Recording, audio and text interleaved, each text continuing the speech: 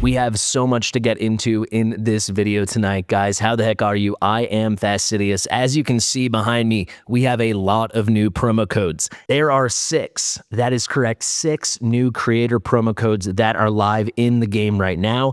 These are from 6 of the 10 creators that got top 10 in the CC of the year voting. I also got top 10. Thanks to you guys, I actually won. That's awesome. My code will come out tomorrow, or maybe today, depending on when you guys see this video and your time zone. These 6 here are the 6 codes from the 6 non-English language speaking channels. So these guys all were happy to share with the English language audience. I waited a few days. You can see I have already redeemed them, but I will show you all of them right now. Fastidious. Fastidious. I want to thank a viewer, Deadly God, and a fellow CC and moderator R-Type for sharing these, and a big thank you to all the other creators for making these public. Congratulations to you 6. We'll shout them all out in just a moment. The second half of this video, we're going to start with the promo codes. Do not worry. Also, if you're new here, please subscribe to the channel. We do stuff like this all the time, every single day. The second I know a code, I get it out to you guys in a video. I want to break down the new update that is going live in just 3.5 days on August 25th. This update has not been hyped enough. This update has a lot of incredible stuff in it. It's kind of like a sneaky update because I think a lot of us weren't expecting it and then they just randomly announced it. This is a really big batch. Really, really good stuff. You want to get these codes before I even post a video. The second me and my moderators know it, one of us will share it in my Discord, the Fast and the Fastidious. So if you are not yet a member on our Discord, please join. We have like 9,100 members. It is the biggest Watch of Realms Discord in the world, besides the official Moondawn one, of course. And we are trying to get to 10,000 members. We're like 850 away. So make sure to join and you get perks. You get to know the codes the second they come. So huge shout out to the non-English CCs who made the top 10. A lot of these guys were like in the top 5, top 6, top 7. So first off, we have Pablo Ricky Tiki Tavi, and that code is going to be Pablo Actually. These codes are not case sensitive. If you want to know how to put them in, simply go into the game, click on your avatar, click on settings, and click on this right under my shoulder, this key redeem code. You can type it in, Pablo Actually. And there you go. That will work. And all of these codes will give you 100 diamonds. So individually, 100 diamonds, okay. All 6 codes, 600 diamonds. And when you get the codes from the other creators, mine, and then the other 3 that made the top 10, it's 1,000 diamonds total. So make sure to get all these codes. I'm also going to put links to all these content creators' channels in the description if you want to watch their content. I know a lot of them turn on AI dubbing, so you can still watch it even if you're an English speaker.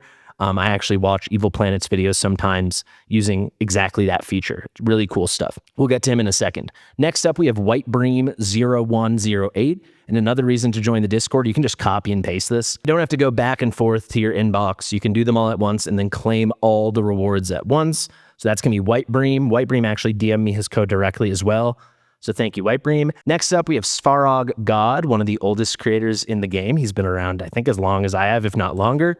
Simple as that. Again, these are not case sensitive. Next up, we have Muja, and this is going to be Muja Indo Pride. This is an Indonesian creator, so you can just go ahead and put that one in. Huge shout out to him. I think he's the biggest Indonesian creator in the whole game. All these other guys you're going to hear from are either Russian or Ukrainian creators, all very good creators. Then we've got Evil Planet, who came in second place. Me and him were neck and neck until the end.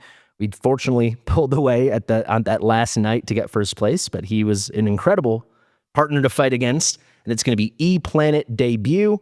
You can put that one right in there. And finally, we have my boy, Mark Deer. Mark Deer is one of the ultimate OG creators, the biggest Russian creator in the history of Watcher of Realms, and it's going to be MD War 3. You put that one in. Then once you do all those codes, you can go over here and you'll have 600 diamonds waiting in your mailbox. It is a beautiful thing. So there you go, 600 diamonds. I will also post all of those promo codes in the description if you just want to copy and paste them from there. Okay, let's get straight into this update now. This update's going live the evening of August the 25th or the morning of August the 26th. It depends, of course, on your time zone. But what's most important is this update is sneakily very good. Also, there's another 300 diamonds you can throw on the pile after you use those 6 promo codes and then the 4 remaining creator promo codes. Pretty sweet stuff. It's gonna be 1,300 total. So we're starting off with hero reworks, hero optimizations, and hero buffs. We'll go really fast through these guys. We've got Tallulah. They once again are optimizing her targeting and her AI. Maybe they shouldn't have released Tallulah if she needed to be buffed 3 separate times just for AI. Not even talking about changing her kit, just for targeting an AI. At least 3 that I can think of in the year since they released Tallulah or whatever. Kind of unbelievable. But hopefully this brings her to the next level. Here's an AI change we've needed forever. They've also tried to do this one in the past unsuccessfully. They're fixing an issue in auto fights when Diao Chan is using her ult at the wrong time. I have no idea why she does this, but hopefully this is finally the end of that. Very simple one here for Ingrid. Looks like a lot of text. There's not a lot here. They're simply changing the order of words. It's a syntax adjustment to the final line of her Lord skill. You can see previously it said within 3 seconds after the Lord deals direct damage to an enemy, kind of clunky wording. Now it says after the Lord deals direct damage to an enemy, blah, blah, blah, blah, blah, within 3 seconds. So it's just the ordering's changing. Nothing's happened with Ingrid. She's as good as ever. She's not getting better, but she's as good as she's always been. They are doing a pretty interesting fix on Lynx. Apparently, her ultimate Frozen Rain occasionally was failing to apply extra damage boosts to targets under Winter's Bite and Freeze. She obviously puts out Winter's Bite and Freeze, and typically you'll use her in a Winter's Bite team. So this should lead to more damage. Will it make Lynx a good damage dealer? No, it won't. Next up, a very simple one, but a very good buff. The 4th Awakening, if you're lucky enough to have it, for Narissa. Previously was Penetration, increased by 8%. Yes, Narissa's unique as one of the healers in the game that can deal damage. However, not enough that you'd care about Penetration at all. Plus 5% attack is much more powerful. This will help her healing. And if you want to use her for DPS, that will also help her DPS because it also scales off of attack. Now we have the huge Elder buff. I made an entire video on this. I'll put the thumbnail right here if you're interested. TLDR, he's not that much better. I mean, he's an AoE unit now, but they made his attack speed terrible, and it's not what anyone was hoping for. He still would be a bad normal lord, and he's not a normal lord. He's an ancient exclusive lord, so this sucks. Really sucks. Terrible stuff with Elder. Eris, I didn't really talk about. They buffed 3 of his 5 awakenings. I think it's kind of crazy they're buffing Eris. Eris is insanely good. He's one of the single best AoE magic damage melee units in the game. I know that sounds like a lot of tags to put on him, but that's a really important role, and he crushes at it. On top of the awakening buffs, which you can read through yourself if you're interested, they're all good. Nothing crazy, but they're all improvements. The 2 most important things are changes they're making not to awakenings, to his base form. His costs will be reduced from 26 to 22. His 26 cost was kind of prohibitive, so 22 is really good. I guess I will mention the A1 now. The A1 previously extended his range, which makes him incredible. He becomes the best unit in the game for the top row in Gear Dungeon 1. That's staying the same, but they added an additional effect. His deployment cost will be further reduced by 2. So if you got an A1 Eris that was 26 costs, right after this update, he will now be 20 cost. -4 here and an extra -2 from A1. The second thing, not too powerful, but it's definitely something. He will inflict 10% magic damage vulnerability on targets for 3 seconds when he triggers his Mighty Thrust ability. He triggers Mighty Thrust frequently enough that this is definitely something. 10% is like the lowest vulnerability we see in the game. Aside from some vulnerabilities that are not yet skilled up, it's not that strong, but it's a 1.1x multiplier, so it's good to all the magic damage. And not just the damage he's putting out, right? The damage other people are putting out. Now Rygar had a big buff, major buff, and kind of what Elder should have gotten last update. That's not what's happening here. It's 2 quick things. There's a skill description correction. They were saying 5% defense penetration. It's actually 10. And then a little bit of an AI optimization or some kind of fix when there was one rare issue where he'd have unstable damage, whatever that means. They also fixed an issue with Elysia where when her orb bounces back and hits herself, it was causing damage to herself. It is supposed to bounce back to her, so it can keep bouncing around, but it's not supposed to deal damage. So they're fixing that issue. All right, we got that stuff out of the way. Now for the biggest thing, in my opinion, by a lot. Malrik's Halls of Illusion. This, in my opinion, is like the best content in the game. However, the lower level ones, if your account is developed, are the most trivial, boring thing in the world. And it's pretty annoying. Now you will be able to auto fight level 1 and level 2 trial keystones. And that is huge. So you can farm those out very, very quickly. Another change, you can now destroy keystones. Why would you want to destroy a keystone? Well, a couple reasons. You can only hold 50 at a time. So if you can't do all your farming all the time, maybe you want to delete the lower level ones so you can just farm up the higher ones. Or if you can't do a higher one and you don't want to wait for the future when you can do it, maybe you want to destroy that one and do a lower level one that you can auto fight now. Another reason is going to be, we have discovered, shout out to the Mad Guild and specifically the player Zephyros who reached out to me. He's also a content creator. You guys can check him out.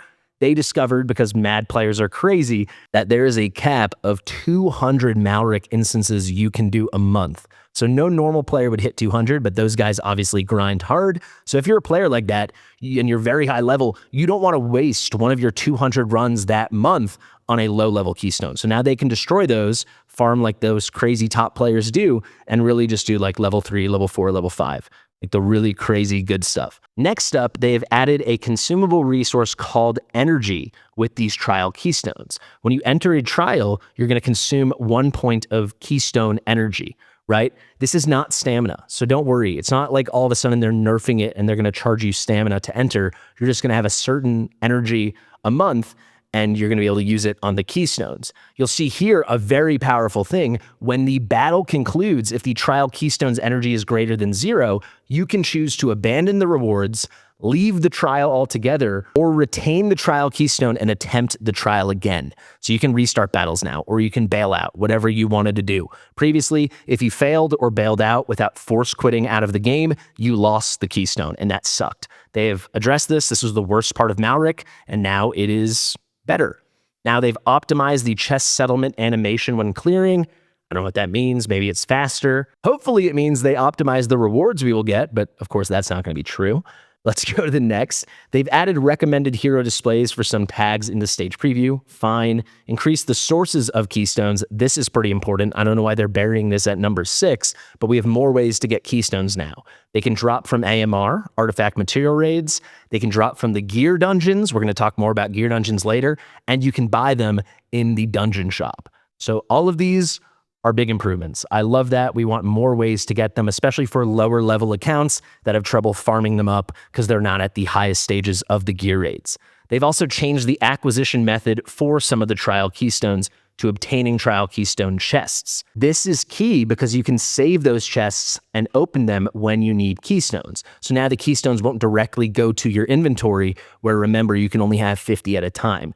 The keystone chests will be stored in your storage after being obtained to avoid occupying the storage space within the Malrik menu, like the specific keystone storage. You can open these chests in storage at any time, then you'll get the keystone you want for the corresponding level, then you can use them. So you can kind of save them for the rainy day or the moment when you really need them. And finally, with Malrik, they added a 90-second stage countdown after the final wave in trials. Settlement will begin when the countdown ends. All in all, this is amazing. We heard in the dev interview I was a part of, you can go watch that video if you want, that more Malrik instances are coming and new kinds of gems. So all this is just fantastic. They're working hard on making what I believe to be the best content in the game right now, though very clunky content, a lot better. Next up, we have gear and artifacts. They're buffing Cataclysm. This is pretty huge. If anyone does a lot of testing of this right after it goes live, please DM me because I'm curious how it's changing people's scores. But TLDR, previously, the damage boost you get when you crit with the basic from the Cataclysm set was 10% and it lasted 5 seconds. That's pretty long, but not long enough for certain heroes and certain builds. Now it's going to be 8 seconds. So a lot more heroes will be able to maintain the max stacks of 5 and get those 5 stacks for 50% increased damage. Next up, they've optimized runic augmentation rules for artifacts. This is good news and bad news. It depends on how you look at it. Runic augmentation can now yield attributes of the same type as the current runic attribute. So what does this mean? Runic augmentation, those are the red gems you can use on your artifacts where they add another little additional stat. So attack bonus, HP bonus, heal effect, rage regen, crit, whatever, right? Previously, it was always re-rolling a new stat. So if you already hit on the stat you wanted, but you wanted a higher value, you'd have to roll at least 2 more times to get that stat again, if not a lot more. So what am I saying? You have an attack percentage roll of 3%. You want a higher roll than that. The next roll could not be attack percentage. It could not be attack bonus. So you would roll something else, and then the next roll, again, could be attack bonus. So for those situations, it's better. However, if you're hunting for that attack bonus to begin with, and you keep getting heal effect over and over and over, it's going to take you longer. So there's two sides to this coin. It really depends how optimized you're trying to make the artifact.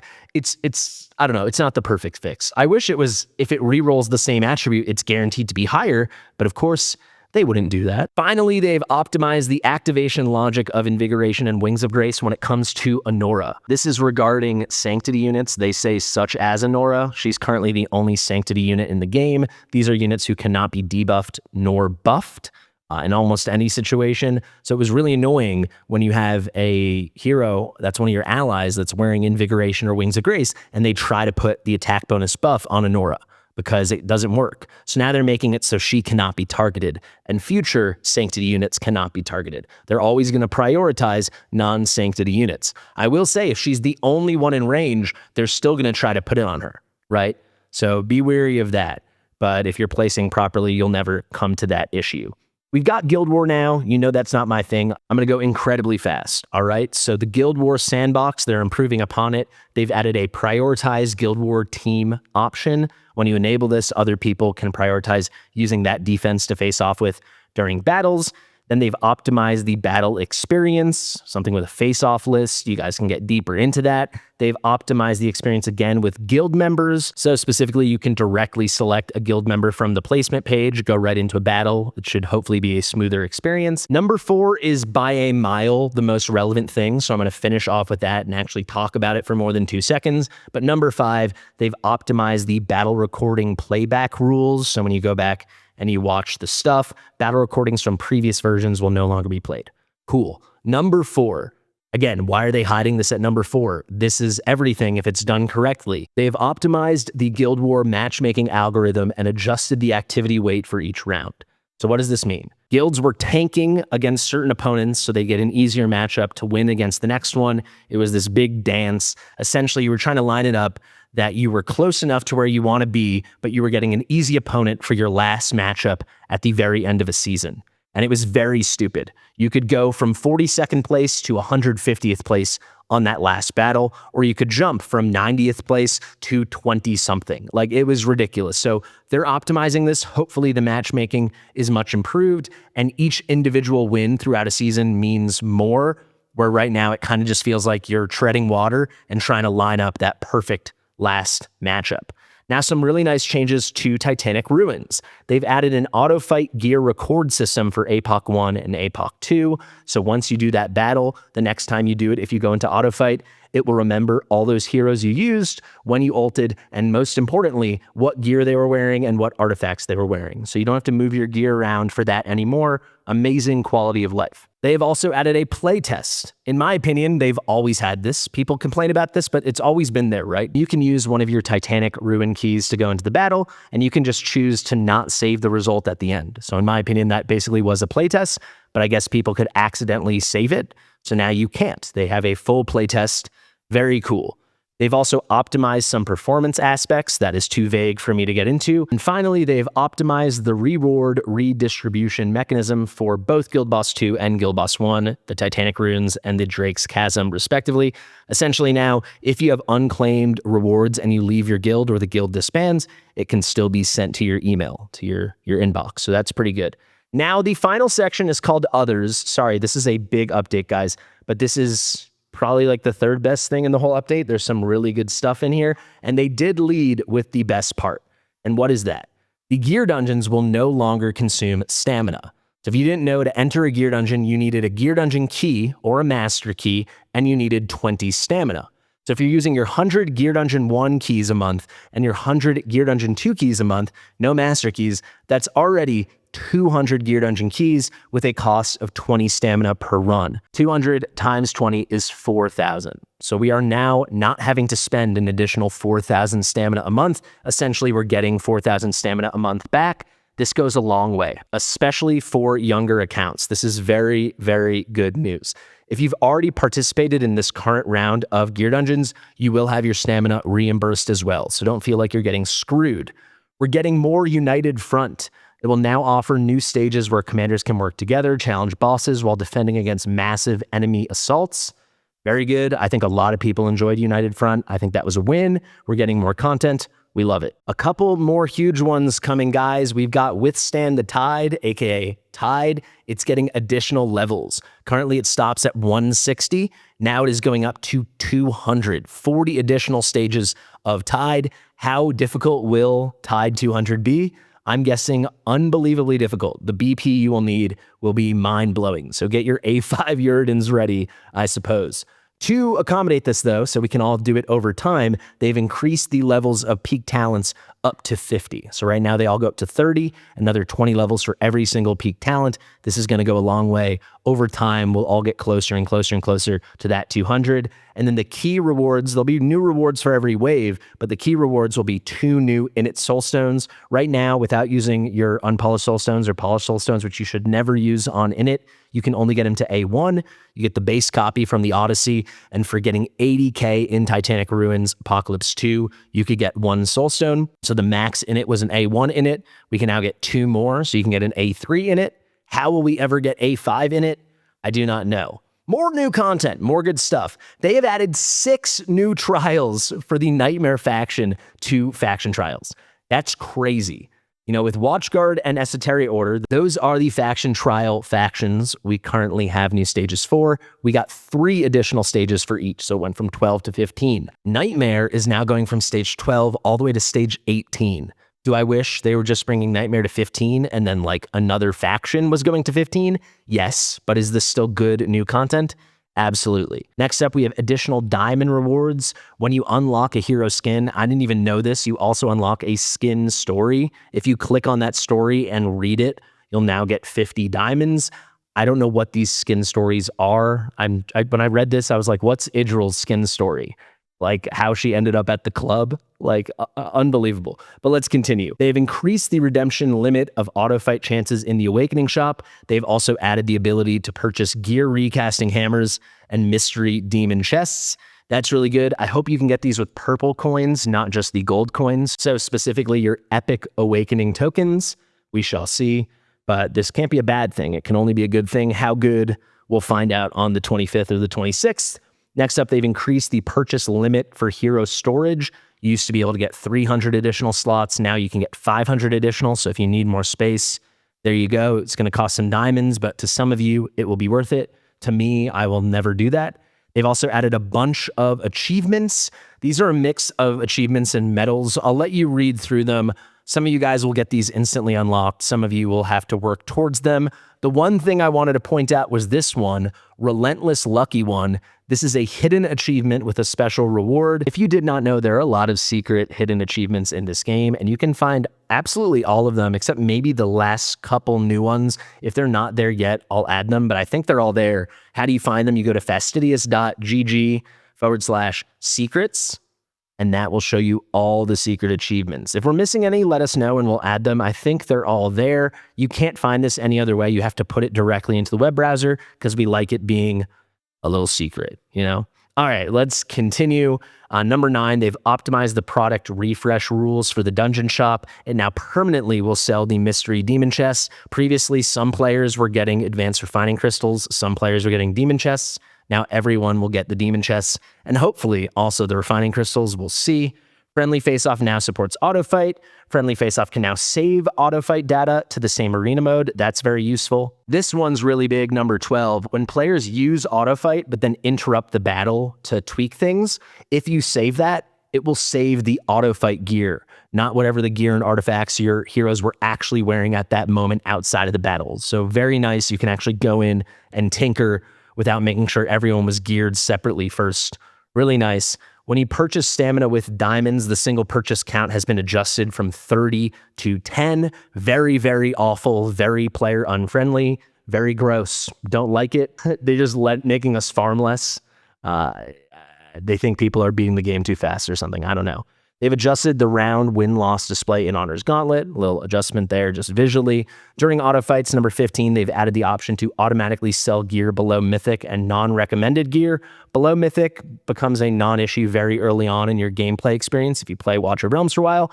but being able to automatically sell non-recommended gear is really good. This is going to allow you to not hit storage limits, and you can really set up a ton of auto fights without having to check every once in a while to mass sell all the non-recommended. Speaking of recommended gears, my new gear recommendation settings will be coming out next week at long last. I get DMs about that all the time, so don't worry, it's coming out next week.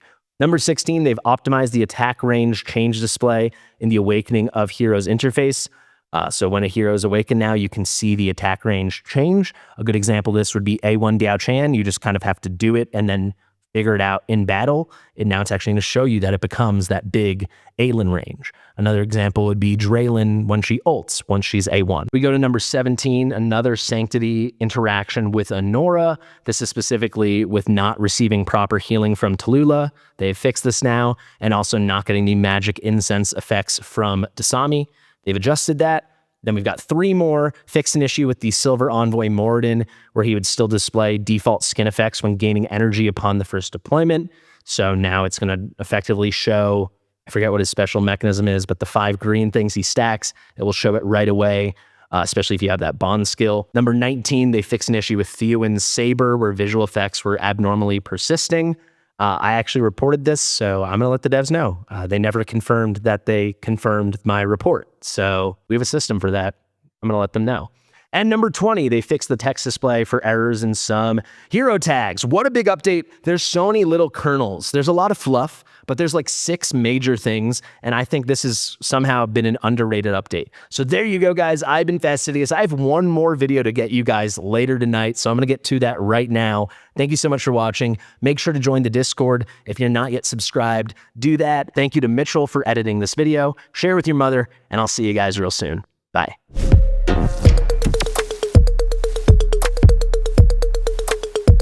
Fastidious.